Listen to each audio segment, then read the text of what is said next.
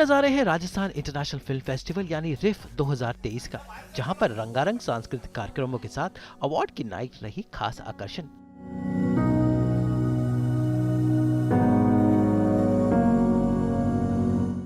जयपुर शहर में हुआ रिफ फेस्टिवल का ये 9वां संस्करण था और इसका फिनाले हुआ क्रिस्टल पाम आइनॉक्स में, जहां रीजनल डॉक्यूमेंट्री फिल्मों की स्क्रीनिंग के साथ साथ सिनेमा से जुड़े हुए टॉक शोज हुए। जयपुर से प्रसिद्ध हुए अभिनेता आशीष शर्मा और अनूप सोनी, तनिष्ठा चटर्जी,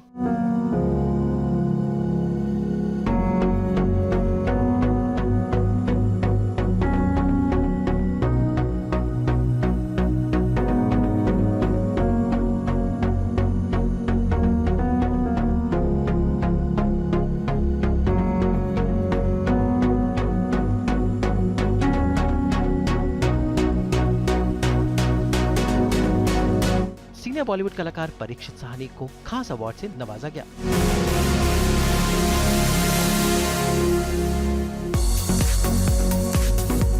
शाम को जवाहर कला केंद्र के ओपन थिएटर में रंगारंग कार्यक्रमों के बीच रिफ अवार्ड नाइट में 2023 में विभिन्न श्रेणियों में 50 से भी अधिक अवार्ड दिए गए।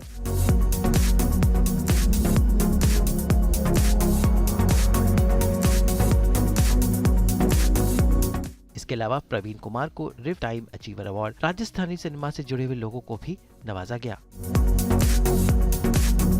बॉलीवुड से बात करें तो फिल्म डायरेक्टर और राइटर एन चंद्रा समेत फिल्म निर्देशक आनंद महादेवन, करण राजदान, राजस्थानी लोक नृत्यों के प्रदर्शन के साथ सिंगर सोमेश्वर ने अपनी आवाज में गीतों की माला पिरोकर कार्यक्रम में इंद्रधनुष रंग भरे।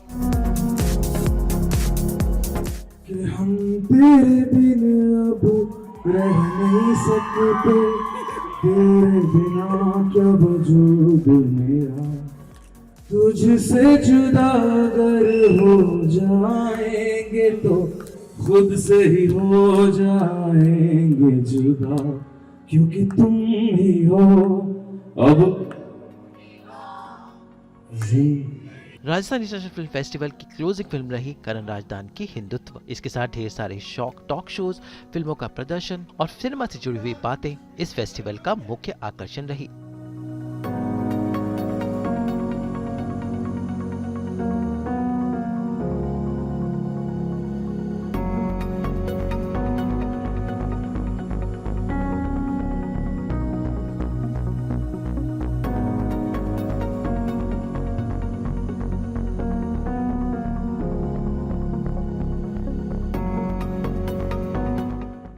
फिल्म निर्माता निश्चित सुतापा सिकदर और सुपरस्टार सिंगर 2 के विनर मोहम्मद फैज जैसी हस्तियां इस मौके पर शामिल रही।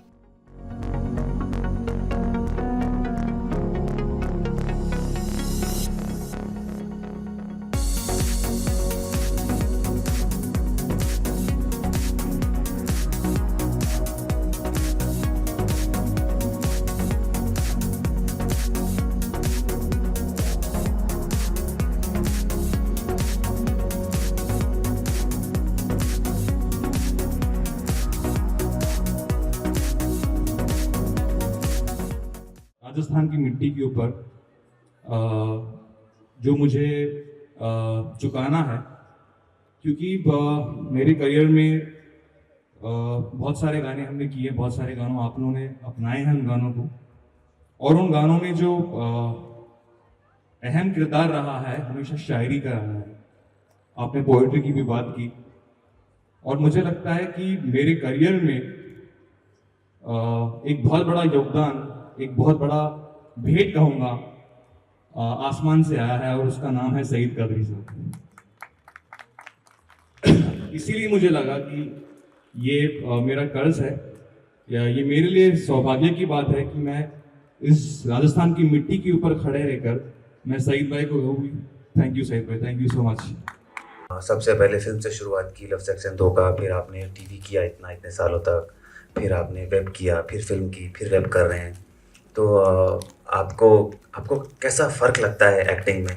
और अनूप सर से ज़्यादा कोई बेहतर नहीं समझ सकता ये कि प्रीटी मच हम सेम ही काम कर रहे होते हैं। हमारी अप्रोच आई थिंक नहीं बदलती है, माध्यम बदलता है, उसकी तकनीकी चीज़ें बदलती हैं, उसकी ज़रूरतें बदल जाती हैं, किस तरह से आपको उसके अंदर काम करना है वो मायने बदल जाते हैं।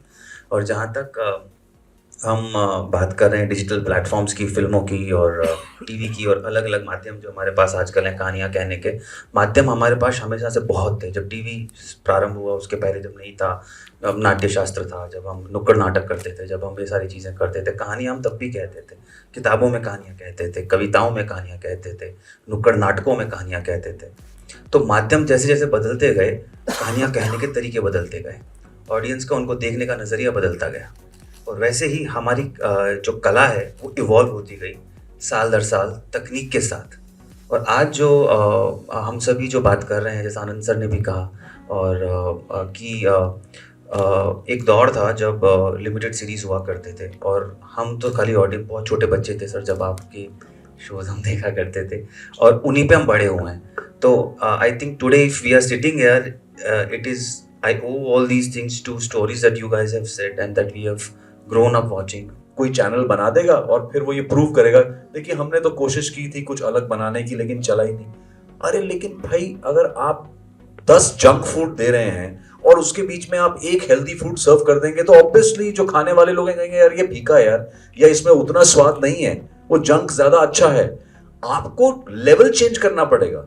आपको 10 में से 9 हेल्दी फूड सर्व करने पड़ेंगे और एक जंक देना पड़ेगा, तब जाकर लोगों का टेस्ट चेंज होगा।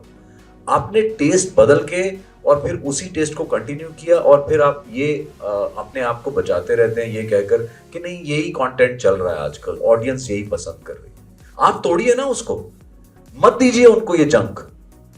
तो ये बड़ा एस्केपिस्ट एटीट्यूड है, ये बड़ा बिजनेस, क्योंकि वक्त बर्बाद नहीं करना चाहते। Nobody wants to take that end, ठीक है यार ये चलता है ना यही बनाओ यार। अभी मैं आपको गारंटी देता हूं, अभी कितने हमारे फिल्म इंडस्ट्री में ये डिस्कशन चल रहा होगा यार पठान जैसा कुछ लाओ यार, कुछ बनाओ यार, कुछ ऐसा बनाते हैं यार, जबकि ऐसा कुछ नहीं है। बीच में थोड़े टाइम पहले तक ये बज हमारे यहाँ डिस्कस होता था, oh you know we are not making good Hindi films, south people are making very good Hindi cinema, very good cinema. But I personally feel, जो मेरा ऐसा ओपिनियन है, ये मेरा पर्सनल, कि ऐसा नहीं है। साउथ वाले काफी हद तक अपनी रूट्स को पकड़ के रहे। You know, they didn't get very carried away by the whole Western culture of filmmaking. हम हिंदी में कहीं ना कहीं हम थोड़ा कैरिड अवे होते रहे वक्त के साथ साथ। हमने अपनी कहानियां हिंदी में बनानी बंद कर दी। जैसा आशीष ने भी कहा कि लिटरेचर में इतना कुछ है यार, बना के तो देखो एक बार, कोशिश तो करो। नहीं नहीं सर, वो अरे आप उसको नई अप्रोच के साथ बनाइए। In this journey, it's been a 40-year journey for me. और इसमें बहुत कुछ देखा मैंने। दैट्स व्हाई आई थॉट कि ये बहुत ज़रूरी था ये डॉक्यूमेंट करने का, because the fear of this being lost, all the beautiful moments of Indian television being lost, इसलिए मैंने वो किताब भी लिखी है, once upon a prime time. But like I said, you know, it's like coming back to roots. Web series जो हैं उसमें one gets the scope to perform characters जो हम पहले नहीं कर चुके हैं। आई मीन स्कैम जैसे एक web series has given me a lot of mileage and footage. तो वो जैसे मैंने कहा वो सब positives हैं, लेकिन जैसे अनुप जी ने कहा कि we should look beyond the Bible. I know we should look at the Quran and we should look at the Gita also. जो मानते नहीं है वो, you know, we want the Bible, like you correctly said, we want the Bible. What is the Bible? I mean, Bible has 10 commandments. If I can give them 10 commandments, say, thou shalt not change my script. Thou shalt not tell me what to do. Thou shalt not do this. अगर हम ये 10 commandments देने लगे तो the people at the helm will not know what to do. You know, the thing is that we have drugged our audiences so much कि हम कुछ नया करना भी चाहते हैं तो बहुत मुश्किल है करने के लिए, because where are the funders? मैं as a filmmaker, I want to do films जो I will not be allowed to do, you know, और वो जब आप वो कहोगे किसी से तो वो डर के भाग जाते हैं। As an actor, I want to do roles that are very, very challenging and difficult for me. But नहीं, वो नामी लोग ही चाहिए उनको जो the so-called eyeballs या so-called TRPs या so-called audiences करते हैं. So where do we go as faceless innovators of cinema? जैसे मैंने कहा था कि love is passion और passion is love, तो एक ऐसा है कि love is just not between a man and a woman. Love is about your art, love is about your passion. तो उस हिसाब से ये पूरी म्यूज़िकल फिल्म है जिसमें हम 14-year-old मांगनियार को इंटरनेशनल स्तर पे ले जाना चाहते हैं, और उसमें म्यूज़िक इंडस्ट्री या म्यूज़िक के काफ़ी अच्छे नाम हमारे साथ जुड़े हुए हैं। तो आई एम एक्सट्रीमली हैप्पी कि ऐसे नाम Ricky Kej, Mithun, and then the singers like Mohammed Faiz is also with us. So we will be able to take that music which is equal to the string instruments of the Western world, and we want to show कि इतने ही काबिल है। सैयद कादरी जी का तो इतनी 200 film के बाद बहुत ही इसके साथ लगाव है। हमारी बात काफ़ी महीने पहले हुई थी, मगर सिर्फ लॉग लाइन पढ़ने के बाद उन्हें ये लगा कि he himself is very passionate. तो वी आर एक्सपेक्टिंग कि उनके जो लफ्ज़, उनकी जो शब्दों पे कारीगरी होगी वो सबसे बढ़िया होगी। बहुत अच्छा लग रहा है। इनफैक्ट शो के अंदर जब मैं बनाने से बहुत पहले ही सर से मेरी बात हो गई थी इस प्रोजेक्ट के बारे में, और काफ़ी चीज़ें बीच में चल रही थी, और अब जाकर वो सब फाइनल हो गया, कर रहे हैं मैं और सर करने जा रहे हैं, और बहुत मज़ा आएगा। तू ही तो आवाज़ मेरी, तू ही तो है गीत मेरा, तू ही तो है गीत मेरा, केसरिया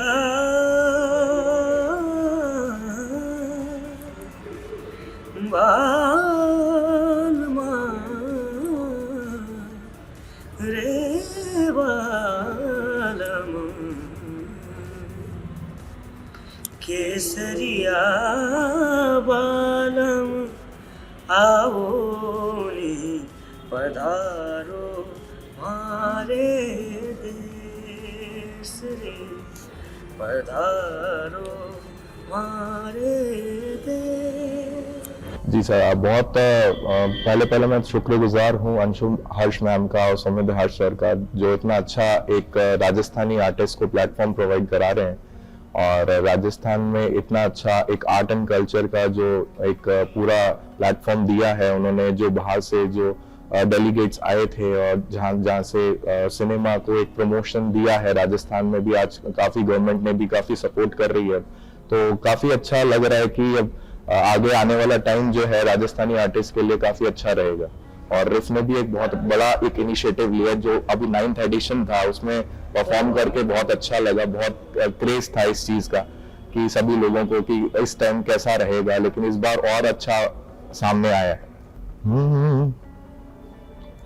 केसरिया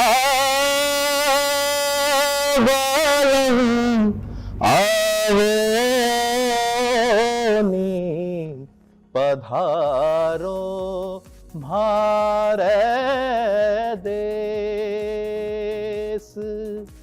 पता चल जाता है कि मैं राज कपूर हो गया, और राज कपूर जी ने हमारे को बहुत अच्छी फिल्में और बहुत अच्छा म्यूज़िक भी दिया है। तो मैं यही कहना चाहूँगा कि एक बार सब देखें, और 17 फेब को रिलीज होगी, 17 फेब को, बाद में तो बाकी तो सब बताएंगे। मेरी पहले तो राजस्थान फिल्म फेस्टिवल में तो बहुत थैंक यू देना चाहूँगा कि हमें इनवाइट किया और हमें ये दिया कि हमें स्टेज पर बुलाया और बाकी मैं मेरी फिल्म के प्रमोशन में लिखा हूँ। मेरी फिल्म मैं राज कपूर हो गया जिसे प्रमोट करने के लिए मैं राज कपूर की पूरी दिल्ली में जाएगा, और ये फिल्म मैंने राज कपूर साहब को ट्रिब्यूट की, और पूरी फिल्म बहुत अच्छे बहुत क्लासिकल बनाई, और मैं चाहता हूँ मैं यहाँ आकर बहुत खुश हूँ। रिफ इंटरनेशनल राजस्थान फेस्टिवल जो अवार्ड फेस्टिवल में जो आई हूँ, and I am very happy कि हम प्रेजेंट किए अवार्ड्स को यहाँ पे, और वेरी टैलेंटेड लोग यहाँ पर हैं जिनको अवार्ड्स दिया गया है।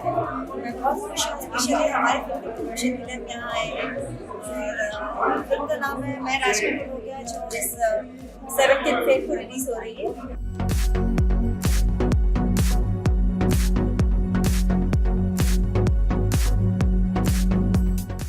और कुछ इस तरह संपन्न हुआ जयपुर में राजस्थान इंटरनेशनल फिल्म फेस्टिवल 2023, जिसके नजारे लेकर आया दास बहू और बेटियां। Bureau report.